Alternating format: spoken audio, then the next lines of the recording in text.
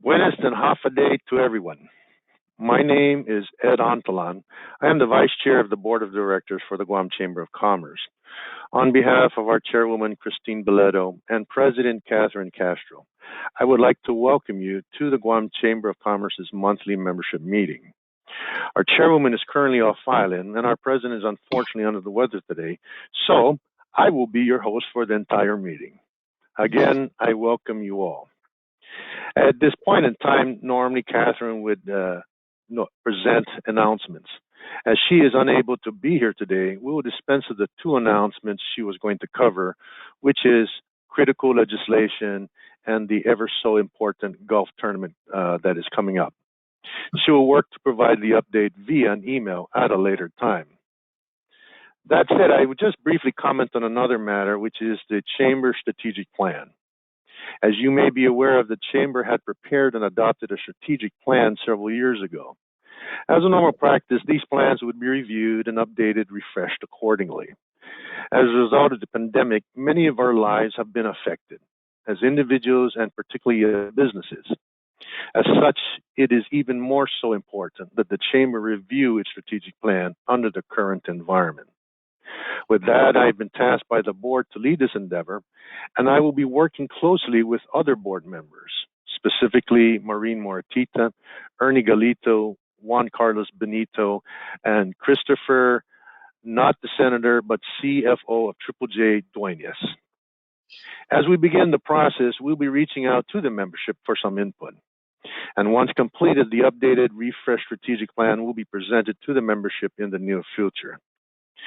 So, now off to the introduction of our guest speaker. The topic today is cybersecurity and related issues. As a result of the pandemic, many businesses are relying more so on technology and digital platforms to do business. With this, the potential for fraud and other schemes have risen dramatically. As I work for a bank, this has become extremely important as we take every measure to protect our customers and the institution as a whole. I am personally looking forward to this presentation. Our featured speaker has been with the Federal Bureau of Investigations for approximately 15 years at the Washington, D.C. field office.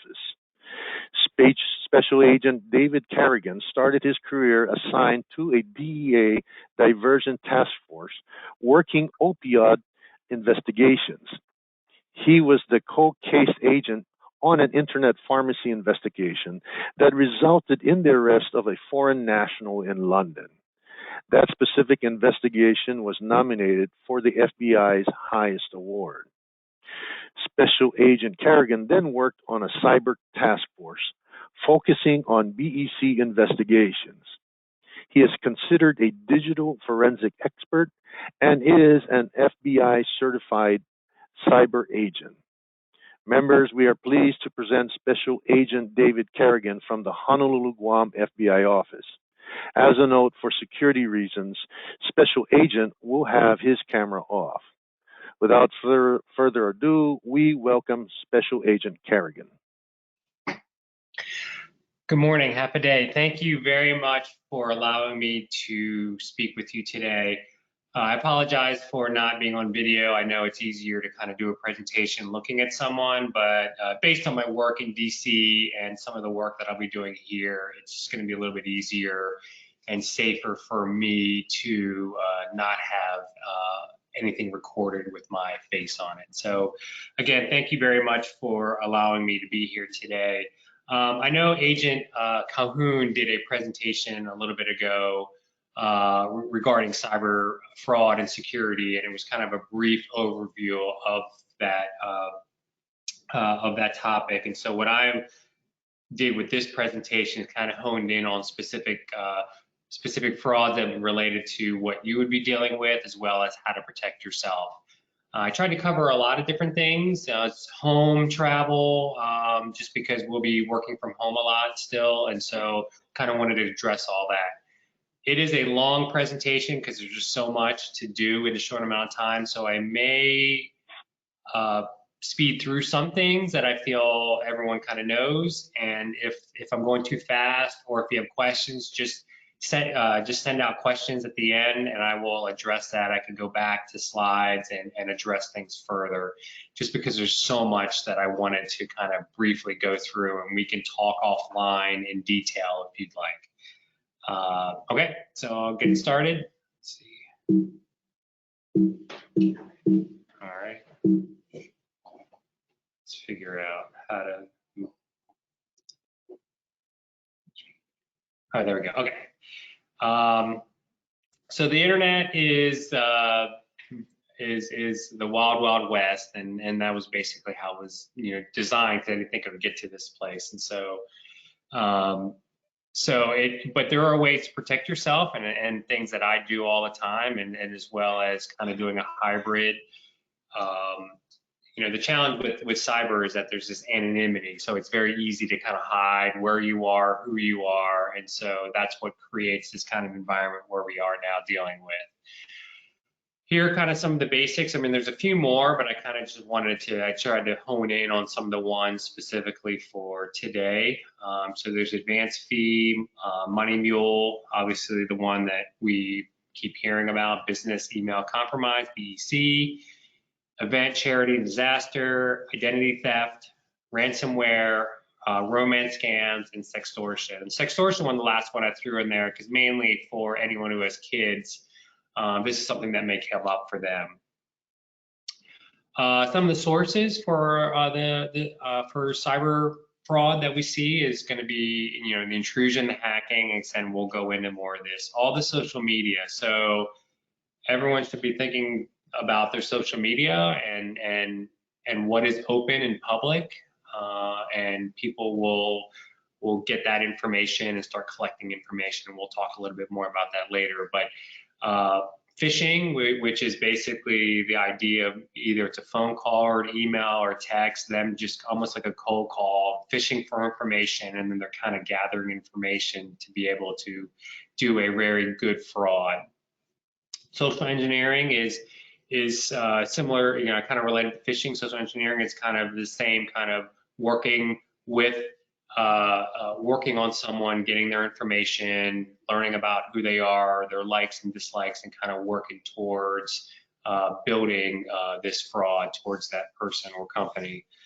Email, mail, and then obviously the dating websites. So the first one, advance fee, is what we all kind of heard about and seems to be popular as Nigerian. So that's basically someone saying, hey, we have this prize or, but we're going to need a fee, or there's taxes on it first. And so obviously you pay these taxes, and obviously the money never shows up. And so, so it's basically the idea of, to get something, you have to pay a fee to get it. Money Mules is the idea of using your bank, usually it's your bank account, using your bank account to move money. And so what would happen is that if I'm a criminal and I want to hide my activity and not use my own bank account, I would, and I'll show you an example of this, but I would hire someone to say, can I use your bank account? I'll give you 10% of that amount of money. And so when we as investigators start looking and following the money, we see this person's email account or bank account, and we go to them. And so just as like it says here, acting as a money mule is illegal, and even if you aren't aware you're doing it, it's still a crime. And so working on that cyber task force, we saw this often where people didn't know that they were laundering illegal proceeds. And so you'll see something like this where, hey, we have a job. And you see a lot of it more now with unemployment so high, and it allows you to kind of work from home and makes it easy. And so they'll basically say, hey, we'll give you some money just to let us use your bank account. So it looks like a legitimate job application and or a job opportunity, but the reality is any job that's going to be used, asking you to use your bank account is definitely suspect. So This is the one that everyone hears about and is very curious about. It's the business email compromise. So that's basically starts off with an email that's directed towards an individual that seems like it's coming from a legitimate source. And so, and that's where we were talking about with phishing and social engineering, is that the more information they have on you, and the more they can tailor that email to deceive you, the more success they'll have. And so in the beginning, 7, 8 years ago, there would be these mass emails being sent out to everyone. But now, because people are more aware of it now, they are becoming more specific and more focused on that specific person or that business, so that can be more successful. So one way they'll do it is they'll spoof email accounts or websites. And so you'll see, so that top line real email address at company.com would be the actual email address. And then they would send you an email from real address at BizCompany. And so it looks very close. And so at a quick glance, and because we get so many emails, you just immediately assume that it's legitimate and, and interact with that email. Not realizing that it's a fake email going to someone who is trying to get money out of you. Like we talked about, the spear phishing is basically focusing directly on a specific individual, and they're trying to get information out of you so they can focus their fraud to be successful. And then malware, we talk, is what we hear about that, especially lately, is sending you an email or sending you to a website that has malware that loads onto your computer, so that they are now accessing your computer and able to send emails out from you. So it may not be the president of the company who's got the malware on it, but it could be an admin person, and then that email is getting sent from the admin to the president. So they're always looking for different ways to kind of get into it. So, and also, the other thing too is that a lot of times when they get onto your computer, a lot of times they're just watching and just looking at all the emails, and they're waiting for that opportunity. So a lot of times when we see malware being installed, it's not an immediate attack or fraud on that company. They usually are waiting for a more beneficial or financially beneficial to them opportunity. So for example, some of the emails that you would get are, like a vendor that your company regularly deals with, sending you an invoice with a new email address. And so obviously that is, not the vendor sending that to you. A CEO asking, sending it to an assistant to go buy gift cards so that they could be given out to employees. And this one I've seen a couple times where the home buyer receives an email giving them wire information for the down payment of their house. And that one I've seen a few times, which is very sad because they've lost that down payment now, and not able to buy a house anymore. And so a lot of it is just waiting for opportunities like that. So here's an example of a BEC email. And so it basically is just saying, hey, you need to complete a task. You can see there's some urgency. I'm busy in a meeting, so you can't reach out to me and verify. And then they added at the bottom, sent from a wireless phone. So it makes it seem legitimate that this person is not available right now. And obviously in the subject, it's urgent, so it creates that urgency, that stress of it needs to be done immediately. Event, charity, and disaster, and so this happens every time something happens. So obviously we're seeing COVID and the COVID vaccine fraud now. So that's just basically someone taking advantage of whatever disaster or event that's going on right now and using that to fraud victims. And so, so an example, you'd get this text, you'd click on this link, which seems legitimate, but it sends you over to a website that's downloading malware on your computer or your phone and is now accessing all your data. So that's kind of a general way of how it works.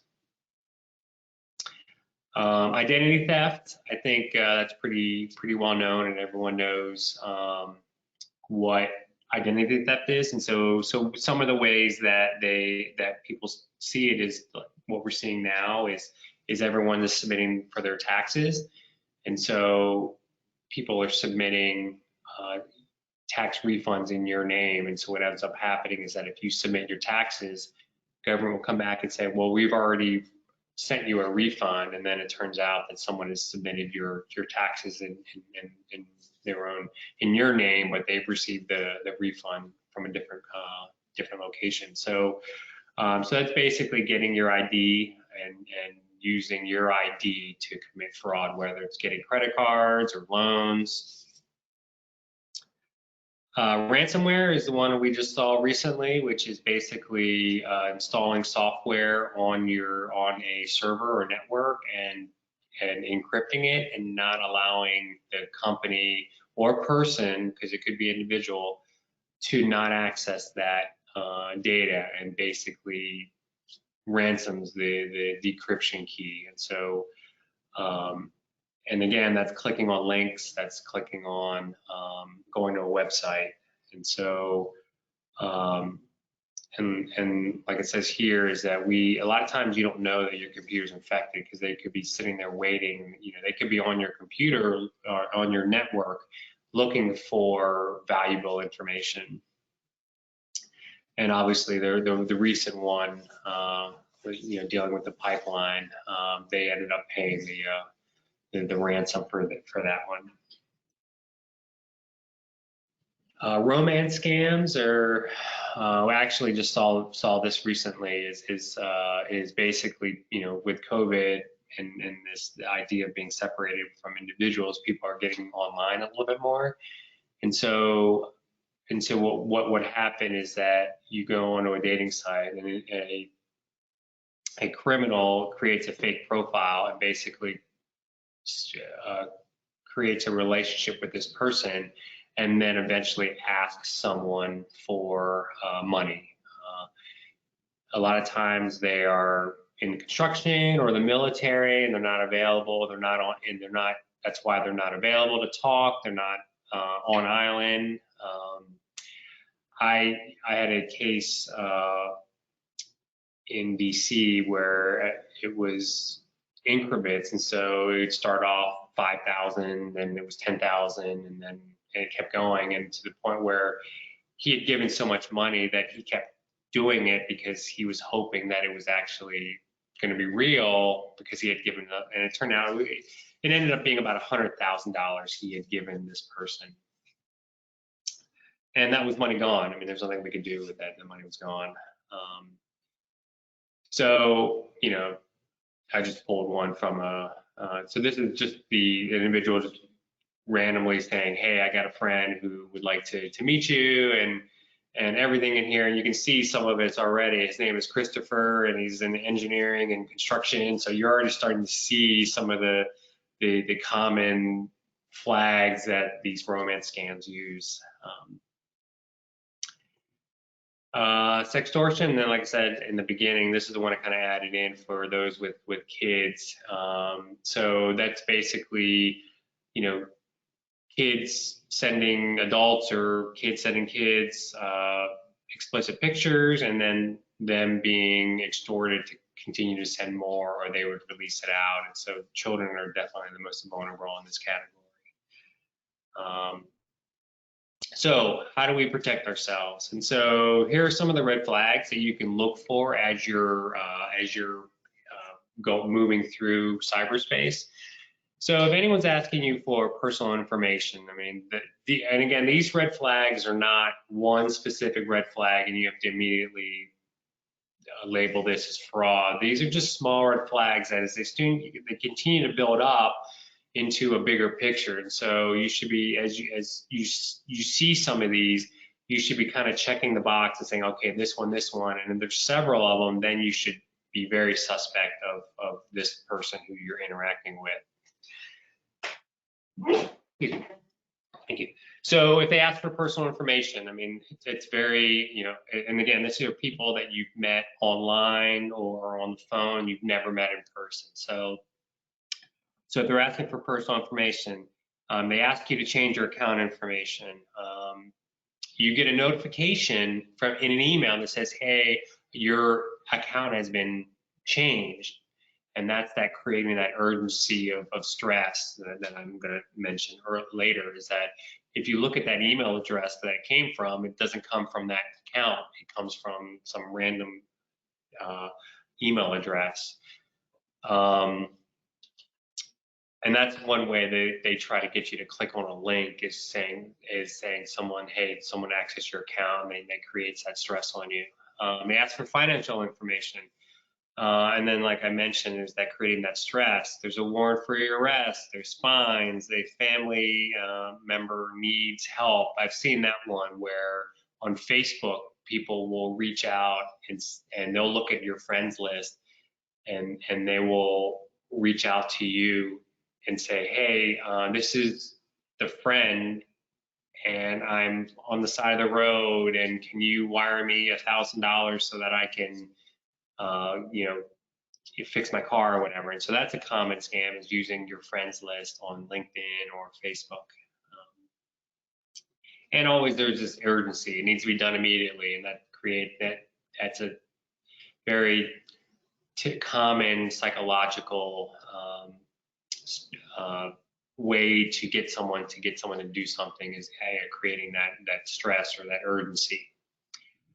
I mean, basically, if it's too good to be true, I mean, as we know now, we've been around long enough in this world that there's not very many good things that are amazing for us. And so if it's really good to be true, if the deal is so great, it's so cheap, that's a definite red flag.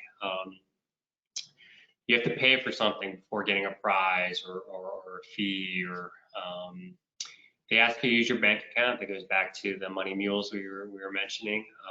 Another scheme is about this check. It's about, hey, I can't cash this check. Could be a PUA check. Can you cash it for me, and I'll give you 10%? And it turns out it's a fake check. So anyone asking you to do anything that's involving your own bank account, they don't want to talk on video or phone or meet in person, and so they're always just want to carry a distance, and that's because they're not legitimate.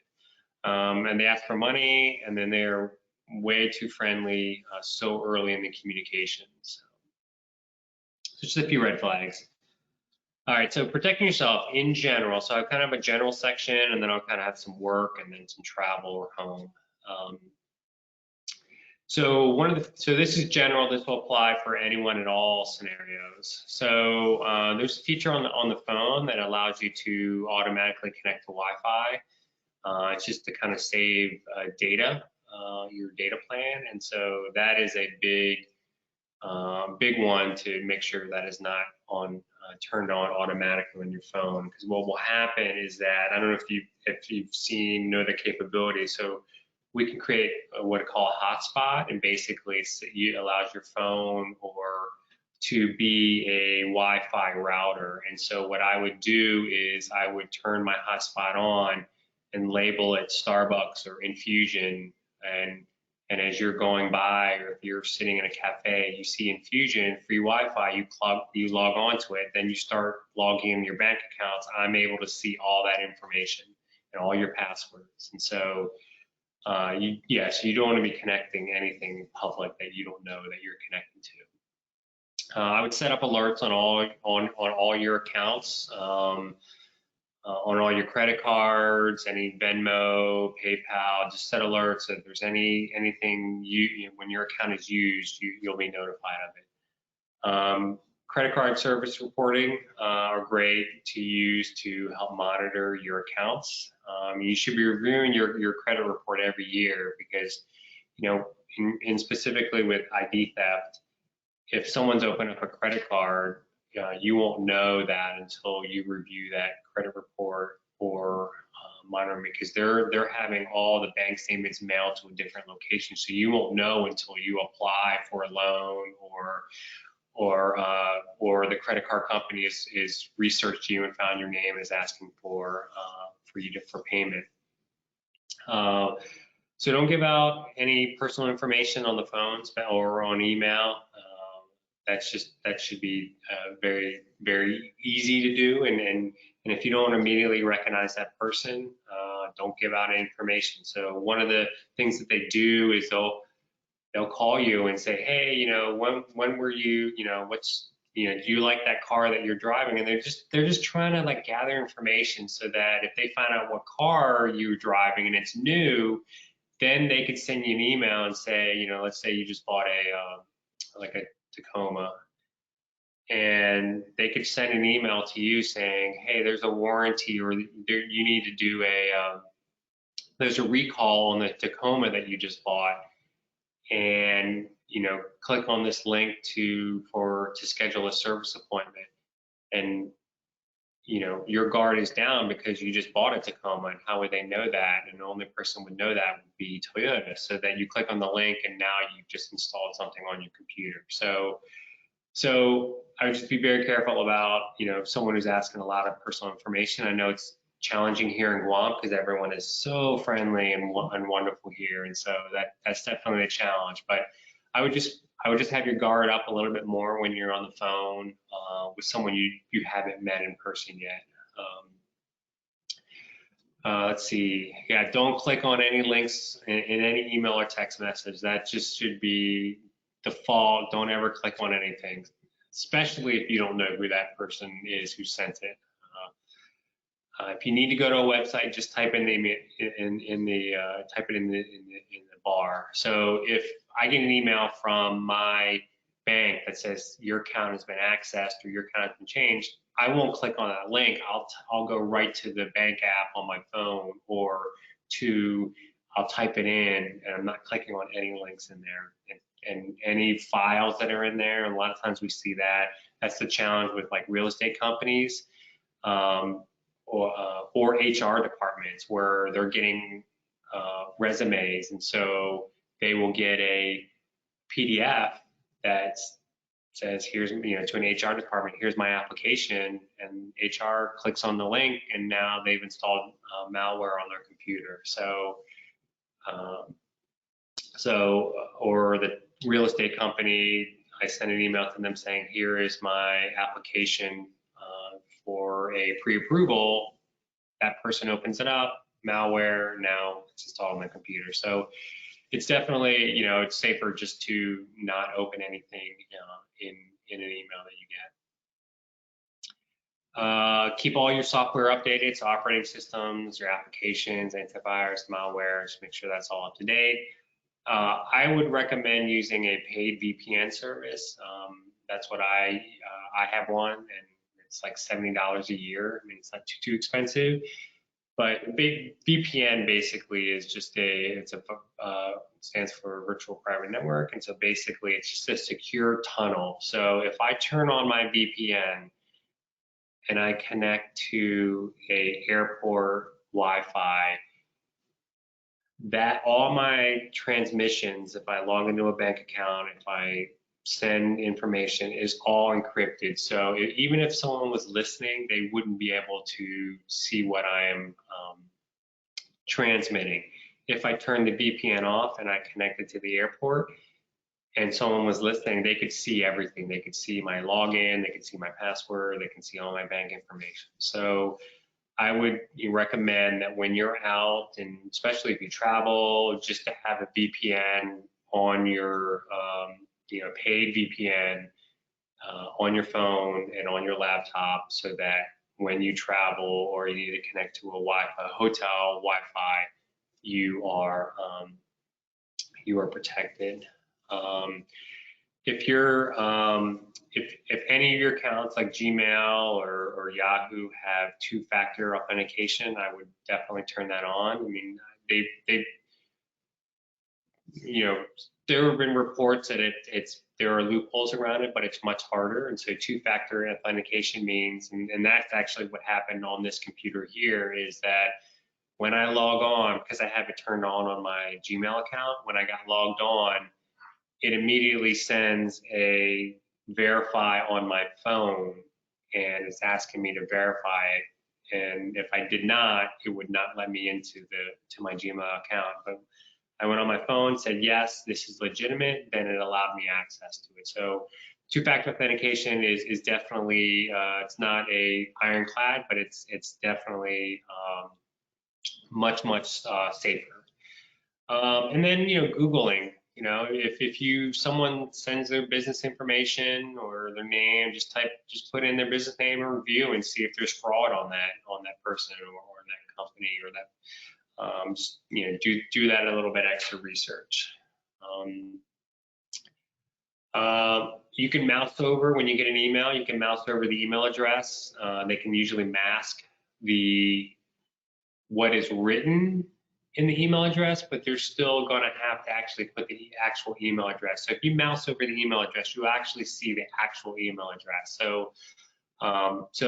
Or if there's a link, mouse over the link and look at the link and see if where it's sending you to. If it's gobbledygook or it's really sketchy, then that's a huge red flag. If you're doing sensitive data on a website, just make sure it's HTTPS, which is that secure socket layer, which means that it's basically they're using encryption to send your transmitting information. If you're on a website that has just regular HTTPS and you are submitting bank information or you're logging in anything, you are basically shouting out your login and password to everyone who is listening. So just make sure that there's an S at the end of the URL. Especially when you're at home, just shred all your applications. We get a lot of loan applications and credit card applications. Make sure you shred all that. So what will happen is that as a criminal, I will go into the mail, into the trash, grab your application that you've thrown away, fill it out, give it a new address, and so now that I have or they fill it out and it goes to your address and and then they wait and grab that credit card from the mail. And so just want to shred anything financial, any application so that you can avoid that. As much as we're always looking for a deal, it's probably safer to just interact with companies that we are proven or have security. So, stick to the usual financial transaction companies, PayPal, Venmo, things that, that people, that have proven to be secure. Never send any money to anyone if you've only communicated through email or phone. I mean, that's kind of what this whole cyber fraud comes in, is someone will reach out to you. And so just do not send any money unless you verify them. If you ask for, if you get asked for something such as, personal information or financial information, especially if it's through email, just reach out to that person directly. So if you get an email from your admin person saying, hey, can you send me the routing codes again? I forgot the bank routing codes. I forgot what they are. Pick up the phone and call the admin and say, hey, why are you asking that? Instead of just hitting reply and sending it out. For home, so everyone's got routers, and so that's the box that your internet is coming into your house. So more than likely the admin password is something complex, but you just want to make sure.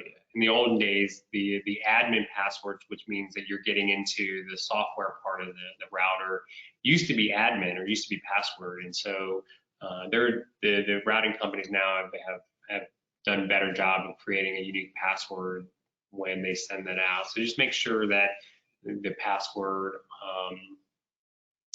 is something complex and unique.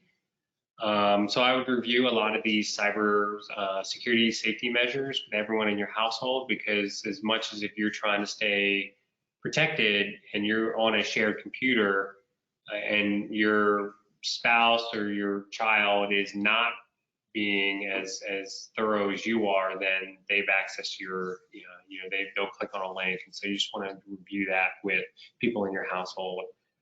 IoT is the Internet of Things, and that's where, and that's a new term that's coming up, and that's going to be all your refrigerators and TVs and nanny cams, everything that's connected to Wi-Fi. So the issue with IoT is that there's no security. I mean, think about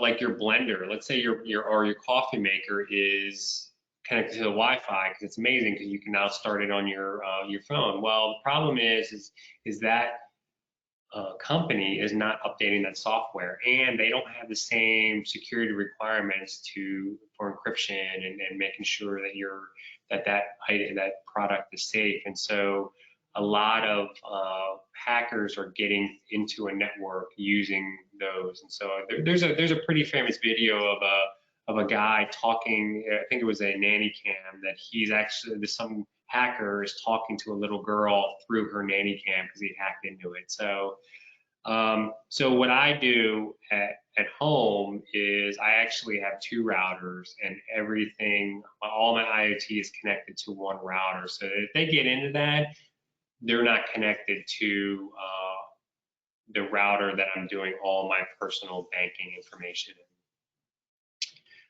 Just make sure you update your router. I know that's something that everyone probably does not do, and that's so you want to make sure, just like your applications and your desktop and your laptops, you want to make sure your router are up to date.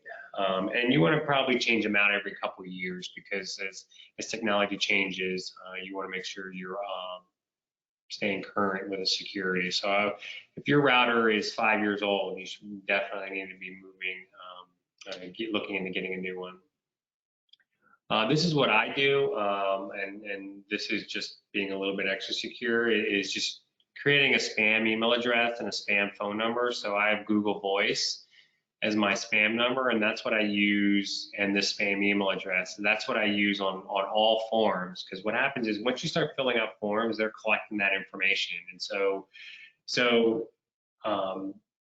I just use this email specifically for filling out forms. So I have a separate email that's specific for friends. And so it allows me to kind of keep those things separate. So at work, this is probably the big one, is just kind of making sure you have a good network solution. And so that would be talking to your IT administrator and talking about what are the backups, plans, are you doing pen testing, which is the penetration testing. So there are actually companies that try to, kind of like that old Sneakers movie where they're trying to break into your network to see where the vulnerabilities are. Do you have continuity plans? So basically, if your network goes down, or you get hacked, or you have ransomware, what are your plans to address that? And so you need to make sure you have, even if it's something very basic, you need to address that rather than after the fact.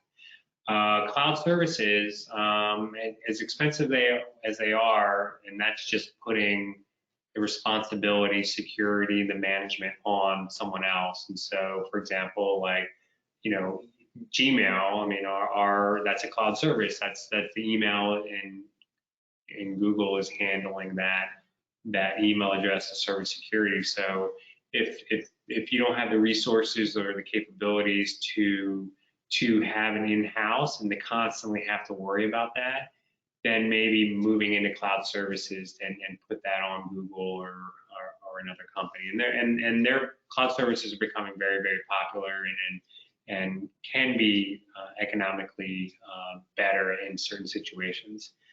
As an IT person, you should monitor your traffic, and this is something that, especially after like a press release. So if you're about to make a big announcement, you're about to be in the news, that's where people are, looking to take advantage of, so if you just, sign a big real estate deal and to build a hospital, then if someone is targeting you, they're going to try to look for ways to steal some of that money from you related to that press release. Shred all your documents. I mean, this is similar to the home, so you should not be throwing anything away in the trash that has any financial or personal information on there. And then, train your employees regularly about cybersecurity. So in the Bureau, we get it every, I think, 6 months. There's some virtual there's some online training that we do every year.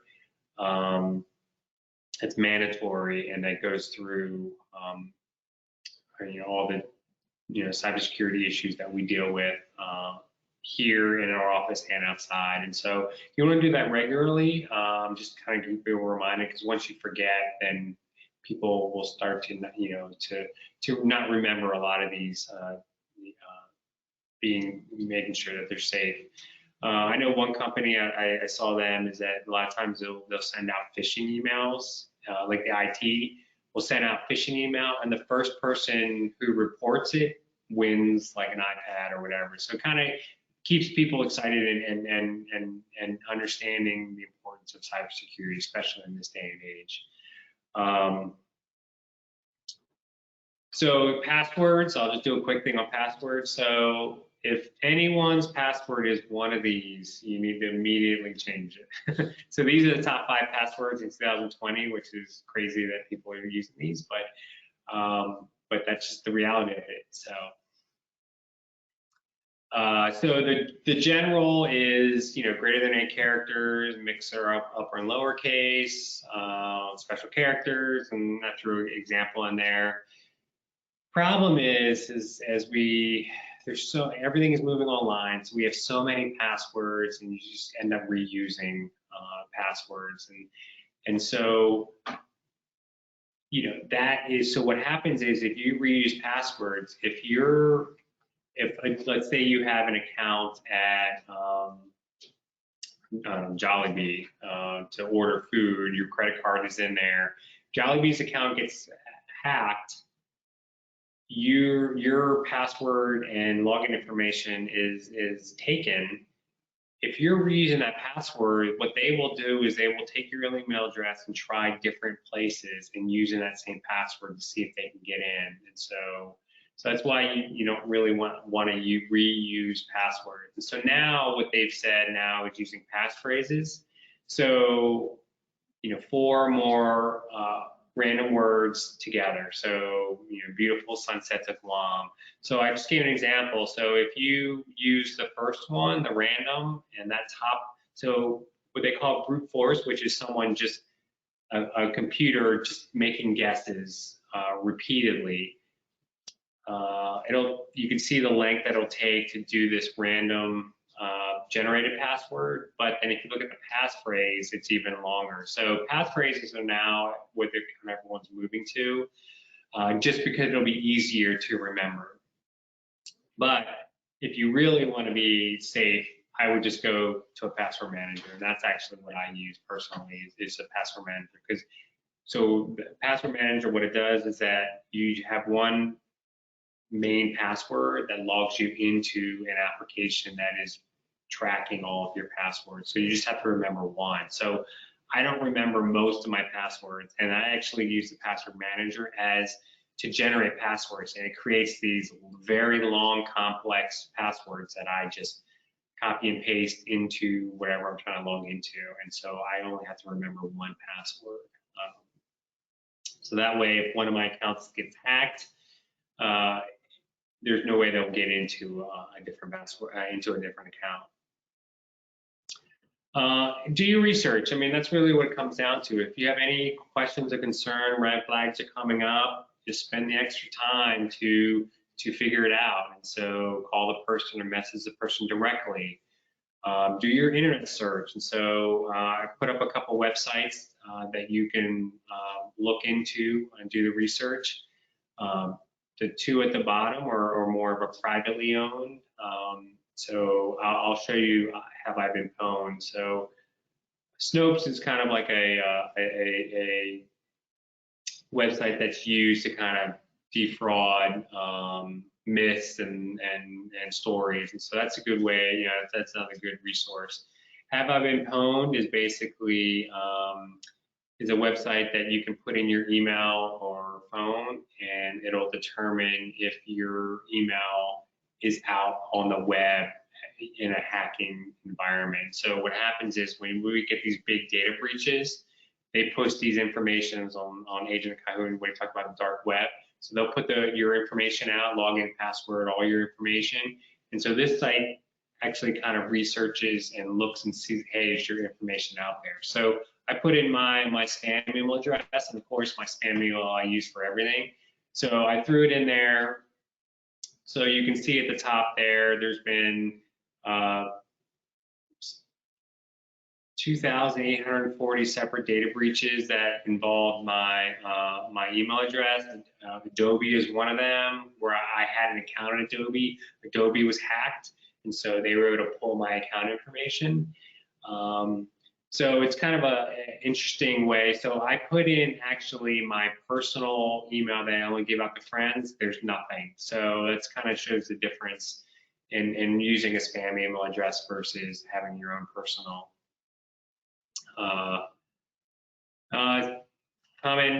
Comment saying, see something, say something. So if you have any issues, you're seeing anything weird, computer's slowing down a lot, reach out to your IT administrator, report anything, IC3, tips, the local field office here.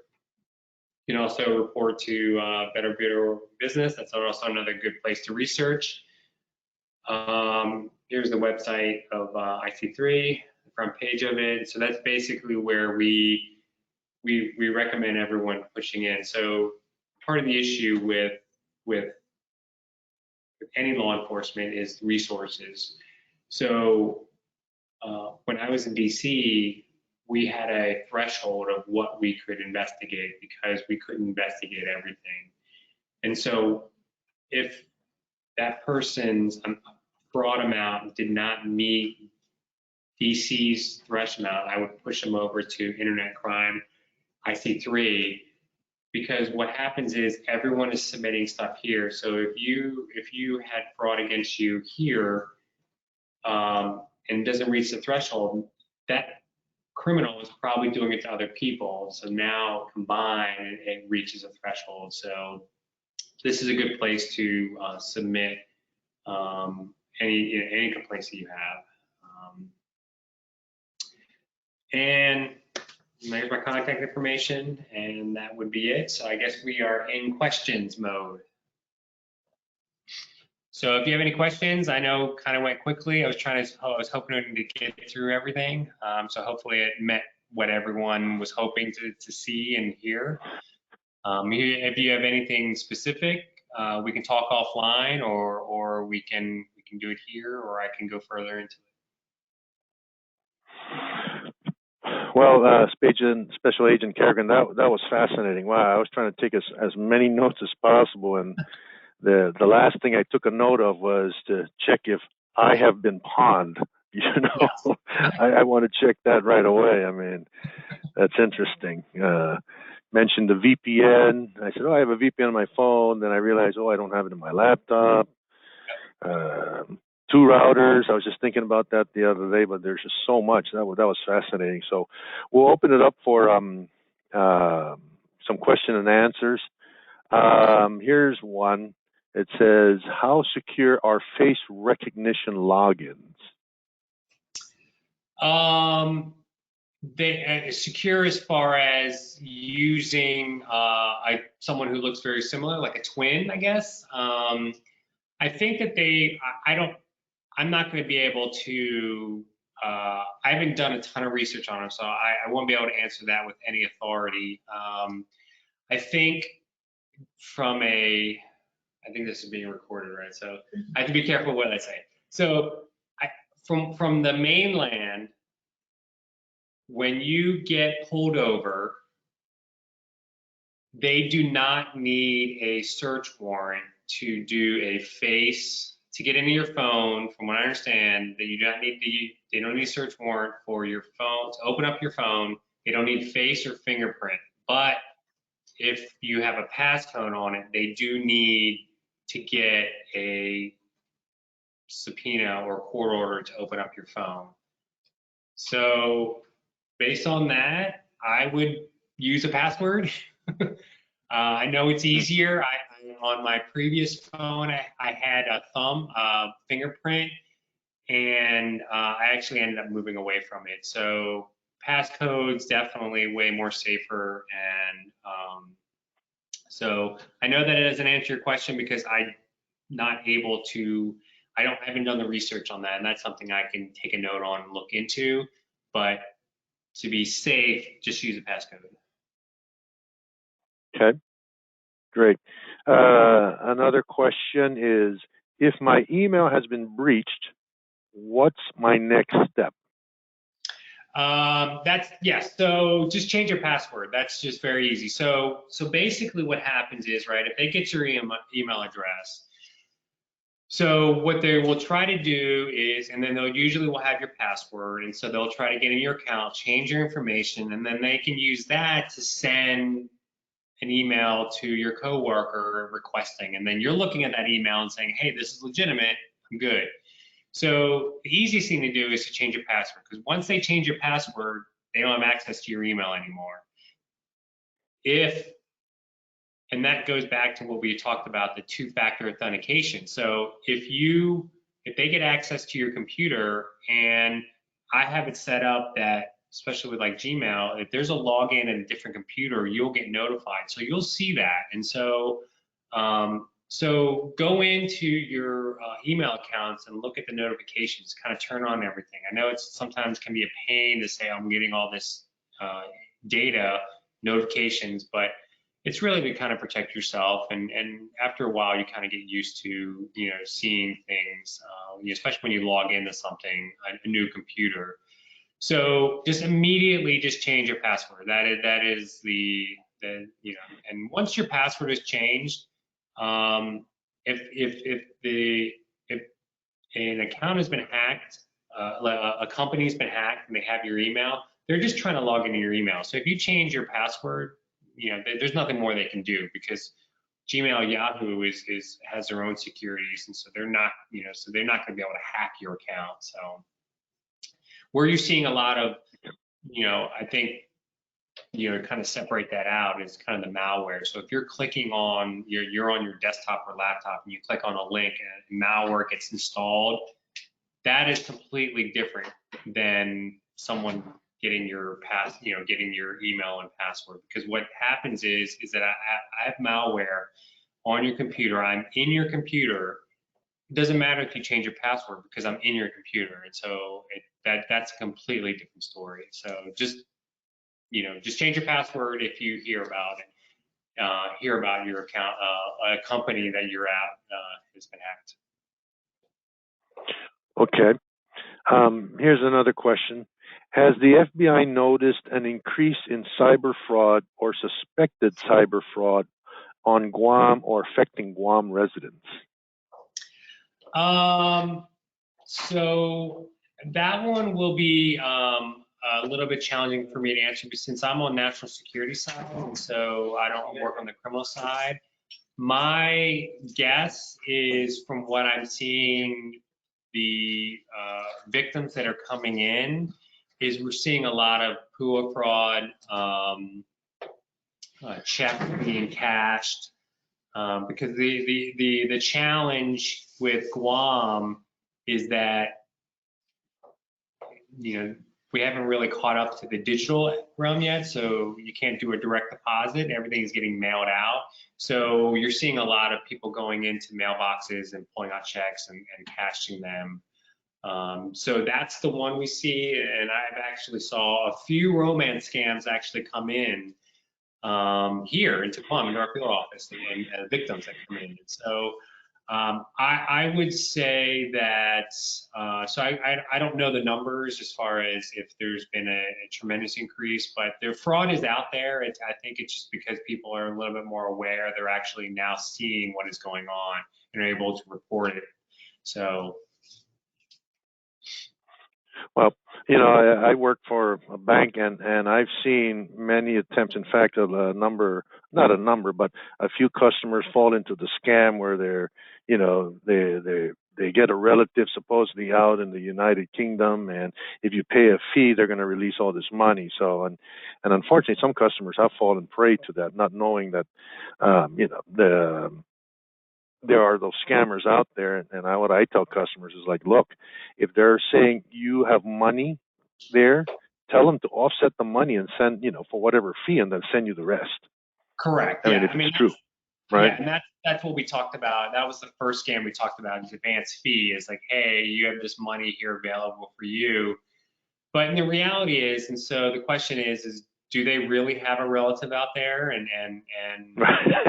so so or a friend, and the reality is, if they do, how did that scammer, or that criminal know that that person had a family out there? And so that's where that social engineering and trying to learn about that person, and so because it brings your guard down. And so criminals are becoming very smart now, where they can't do massive blast of emails, of poorly written emails, and it's the reward is bigger if they can focus on a person or focus on a group and build information and collect data on them, and then send them a very uh, email that's specific towards them. And so, if a criminal, I don't know if this happened, but if the criminal found out about this person and knows they have a person in the UK, then they could send him an email and saying, hey, I'm in the UK. And so now this person's guard is down, because they're like, how would you know that unless you're real? So. Correct. Okay, a couple more questions. Thank you for your time. Is it true that copy machines have been hacked and used as an access point into a company's network? That is correct. Yes. So anything connected to the network is an open point. And so that's why there are, IT has developed the, print servers and actually have its own firewall specifically for a printer. So, but that is correct. I mean, any connection to the internet is an access point. And so there should be what we call firewalls, which is basically this big wall that lets things in and out. So yeah, so everything should be, watched, as far as looking at it. Sure.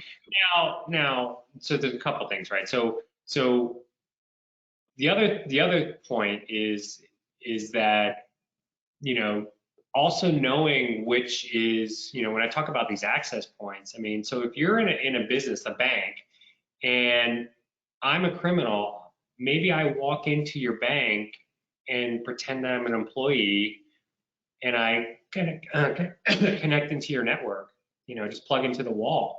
So you should make sure you know where all your connections are. And so if there's nothing connected, it should be turned off. For us, the FBI, which is a lot of federal, what they do is that, your specific computer, which has a unique ID to it, is only allowed to connect to that specific port. So if I unplugged it, plugged in a different computer, it would not work. So, and if there is a place, a network drop, or Ethernet, a plug that's not used, it's turned off. And so, that's another thing. Just kind of be aware of where you can connect into, because it's not just phone. It could be someone walking in. That's where that social engineering comes in.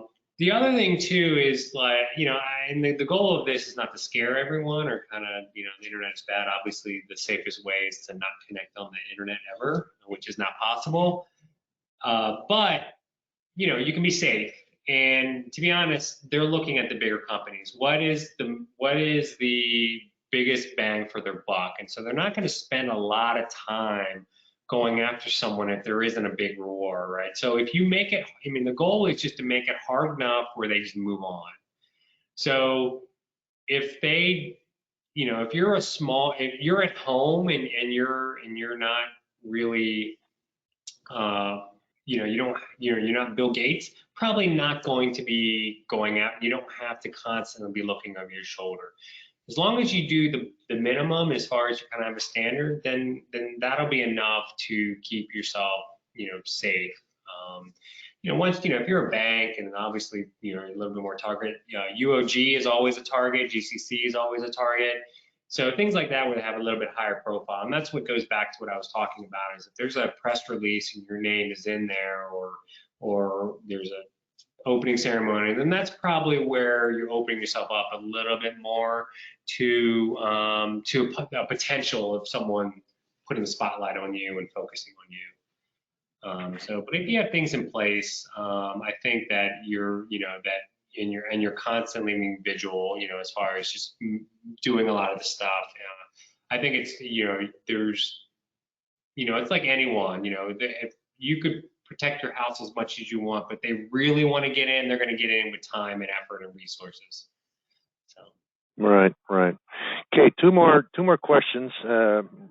Briefly, if you can comment on, if the email I used in certain apps and the app had their data breached, what do I do?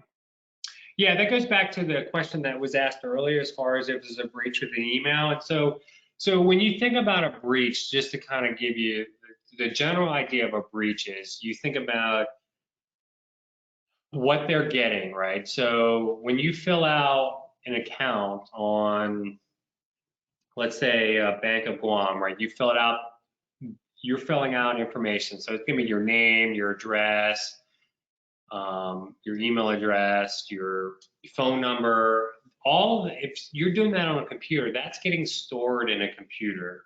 So when there's a hack, that's the information they're getting at, right? So they're pulling out your name and your address, and if they're not, and Bank of Guam is not fully, securing the passwords, then they may get your password.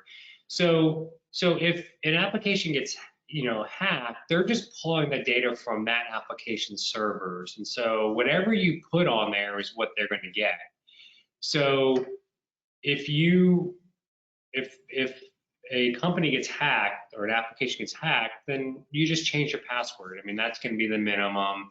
If you've done financial transactions with them, such, let's say if PayPal got hacked, then I would probably monitor my credit card that was stored on file there. I would probably do a credit check.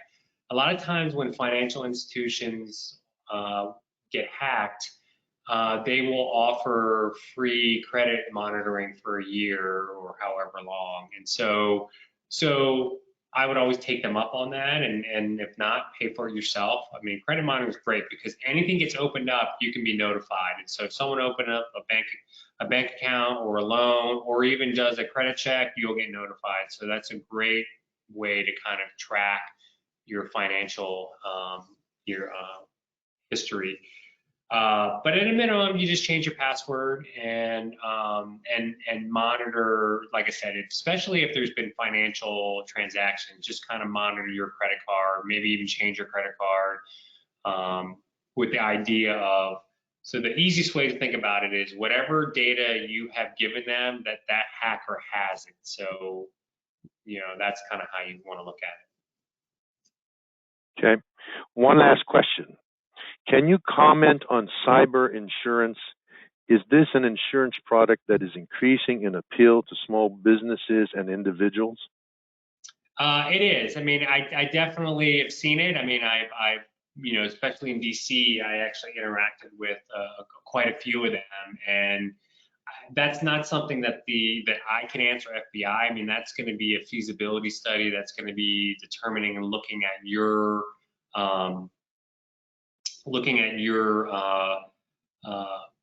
financial, and see if that's beneficial to you. There is some benefit to there, but to be honest, if you haven't done some of the basics, like you don't have a good backup plan, you don't have a continuity plan, then having that company won't really matter, because they're just basically a broker, or they'll pay out, but they can't recover the the press that you'll get from being down and the loss of business. And so as think about like your car, right? I mean, if you're getting an accident, I mean, they replace that car, but then there's downtime, and there's, you never get back exactly what it is. And so I think there's kind of pluses and minuses to that. I think that you should really only be looking at insurance if you have already addressed all the other issues, which is a very robust, strong, a good backup plan, continuity plan. Have you done pen testing? So to me, I would I would do more pen testing, or I would look into a pen tester before I would think about insurance. Maybe insurance will include that. And I know some do, is they include that because that helps them, make sure that your network is protected. But so you should only be looking at insurance if you feel you want to take the next level beyond you feel comfortable with your network. Okay. Well, that was the last question, and this was a fantastic presentation. Lots of information to absorb. Again, the first thing I'm going to do is when I get off is haveibeenpawned.com. I want to check that out right away. But thank you, David. That was very interesting. And with that, that will conclude our meeting for today.